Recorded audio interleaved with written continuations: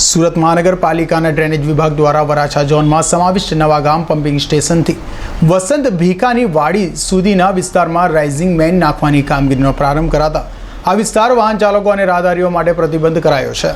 એક પખવાડિયા કરતાં વધુ સમય સુધી ચાલનારી આ કામગીરીને પગલે પાલિકાના વહીવટીતંત્ર દ્વારા વાહન ચાલકોને વૈકલ્પિક રસ્તાનો ઉપયોગ કરવા સૂચના અપાઈ છે। સુરત શહેરમાં એક તરફ ઠેર ઠેર મેટ્રોની કામગીરીને કારણે રસ્તા પર બ્લોક કરવામાં આવ્યા છે, તો બીજી તરફ હવે ડ્રેનેજ વિભાગ દ્વારા પણ આગામી ચોમાસાની ઋતુને ધ્યાને રાખીને વિકાસ કામગીરી હાથ ધરવામાં આવતા વાહન ચાલકોની હાલત દયનીય થવા પામી છે।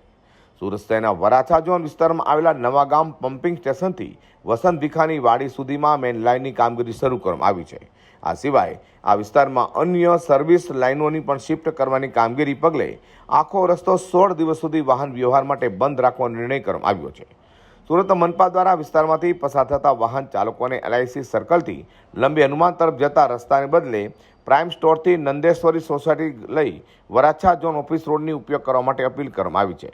આ સિવાય સુરત કામરેજ રોડથી સેન્ટ્રલ વેર હાઉસ થઈ નવાગામ પમ્પિંગ સ્ટેશન તરફ જતા વાહન ચાલકોને સાધના સોસાયટી, લક્ષ્મીનારાયણ સર્કલ એટલે કે માતાવડી થઈને રંગ અવધૂત ચોકના રસ્તાનો ઉપયોગ કરવા પણ જણાવવામાં આવ્યું છે।